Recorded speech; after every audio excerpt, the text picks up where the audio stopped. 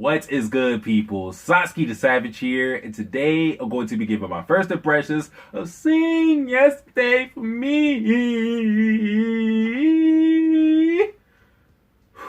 Now, if you're new to this channel, basically what I'm going to be doing with this video is giving my thoughts on this show, good and bad. So if you just want the positive without the negative, I suggest you get the fuck up on out of here, nigga. Alright? Now, if you have been on this channel for a while, you might notice that I did not do a video for what I'm watching for the spring season, and that's just negligence on my part. So yeah, I just messed up right there. But basically, since the list is short, I can just tell you what I've been watching. I'm watching this, I'm watching Arte, I'm watching Fruits Basket the second season, and I'm also watching, what else did I miss? Tower God. So yeah, that's pretty much all I'm watching, and I have to say here now, Sing Yesterday for Me is my favorite, as of right now, is my favorite thing out of spring currently. I don't project that it will be at the end of the spring season, because Fruits Basket, I love it so much. I don't see how Fruits Basket would lose this season. But right now, as of episode 3, Sing Yesterday for Me is my favorite anime from the spring season. Let's get into why. High schools, one of the most used settings in anime, especially in the genre of slice of life, because of its familiarity and convenience in grouping together the cast. With the high school backdrop comes the cast mainly consisting of high schoolers, at least with most anime. Yesterday wo Utate, or Sing Yesterday for Me, has the main character who is, drumroll please,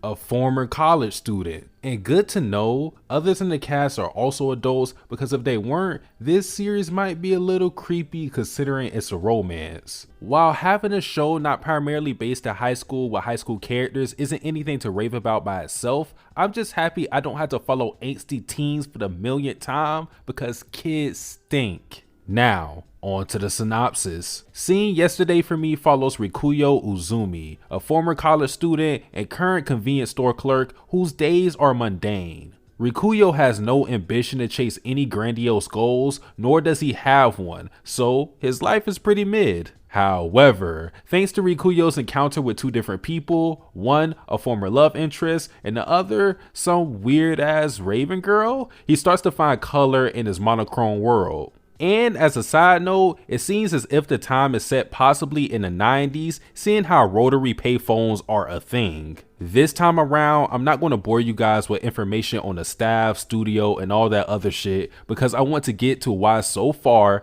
emphasis on so far, this is my favorite series this season. The reason why I started this video talking about high schools and whatnot was to highlight a clear difference between this show and other run-of-the-mill slice of life anime. If I can name one aspect of the show that makes it special, it would be the maturity in the characters. The characters are not only adults, they act like adults. People in this series talk to each other and clear up misunderstandings, so I don't have to see a story stretched out because characters are too juvenile to practice simple communication. For example, there's a moment in the series where Rikuyo could have kept his feelings to himself, dragging out his inevitable confession, but instead, this show opted to have him confront his feelings head on, early and swiftly. And even though a series being quote unquote mature doesn't automatically put it on a pedestal, personally, Sing Yesterday for Me is a breath of fresh air amongst stale anime belonging to the same genre. Right now, Sing Yesterday for Me seems like it's not totally focusing on the romance component of the story, but rather the scope is more broad. As Wikipedia would concur, this series is a coming of age tale, one that just so happens to involve romance as a thread in the web. In particular, with our main character Rikuyo being lost on both love and his aspirations in life, I get the notion that this series is painting the journey of Rikuyo growing up. This goes dividend to the rest of the cast because they too are struggling with sections of their lives as part of being young adults. I also really love the themes I've been seeing in the show, and if I could pick out one in particular, it would be the reoccurring theme of protection via lies. Sometimes white lies are told in an effort to not hurt others. Sometimes lies are told to oneself to serve as a shield to harsh realities. It's an interesting topic that Seen Yesterday for me is exploring well. The dialogue is something I look forward to the most because there are actual life gems that can be extracted from the series and used in real life as a lesson. Moving on to the characters, there's not a single one I dislike so far. In fact, I think everyone has been decent to good. Starting with Rikuyo, he is an average dude in the truest sense of the word, which makes him very relatable. Rikuyo represents the ordinary middle-class bachelor that lives in the hopes of a better quality of life, but doesn't actively pursue it. When I look at Rikuyo, and this is a little embarrassing to say, at times I feel like I'm looking at a reflection of myself, and to be honest, that image isn't always pretty, which I actually appreciate. Rikuyo is extremely flawed. He is essentially wasting his life away, and the show doesn't try to glorify his actions just because he's the main character, which makes him seem all the more authentic. And even if you don't personally connect to Rikuyo like I do, I think you can at least sympathize with his plight, since I think most people had a stage in their life that resembled where Rikuyo is at now. And then you have Shinako, who almost serves as the foil to Rikuyo because unlike him, Shinako appears to be well put together, at least on the surface. While Shinako has the drive that Rikuyo lacks and is successful in her career, she too has her own shortcomings, albeit they're less prominent than Rikuyo's. Shinako brings an interesting dynamic in relations to Rikuyo because although she is a target of his love, her position in life is a constant reminder of Rikuyo's incompetence, so things are complicated to say the least. Finally, our last main character and poster girl for Seen Yesterday for me, Haru no Naka. In a story where mostly everyone is serious and downright depressing, Haru is able to bring sunshine in this dim world. Haru is eccentric and a tad bit overbearing, so she steals the scenes that she's in a lot, but I love her presence in the show. I think with Haru's free spirit nature, she has a lot of charisma, but her personality can be a double-edged sword. As I said before, Haru can be overbearing, which we can see in her clinginess to Rikuyo that toes the line to stalker tendencies. So, in conclusion, our main characters are all interesting in their own right, and their blemishes should be cherished because they have plenty of room to grow as the story develops.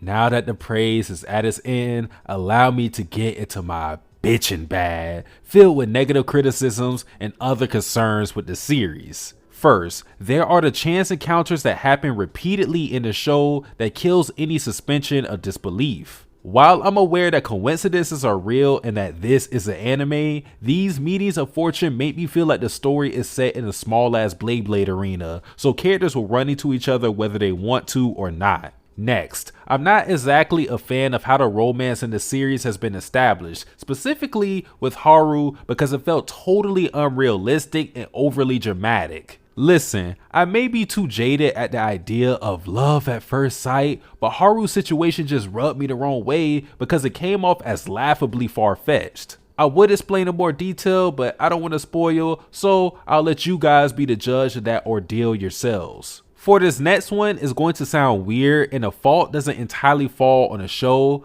but I don't like that there's extra scenes for the series. This is more of a personal gripe because I hate seeking out supplementary material for any series because I believe the anime should just include everything in the actual episode. Plus, I'm lazy as a motherfucker. So I guess where I could fault the series is where it's not properly fleshing out everything in a allotted time for an episode, but it's not that major of a complaint. The source material for Seen Yesterday for me also has me a little bit scared about the anime. The manga is 11 volumes, 110 chapters, while the anime is only going to be 18 episodes, which means one of two things. One, we get a completely faithful adaptation, meaning that the series will be 2 cores, since 18 episodes isn't enough to cover the distance. This would be the ideal scenario. Number 2, we get an attempt at a faithful adaptation, meaning that they try to accurately bring the manga to anime form,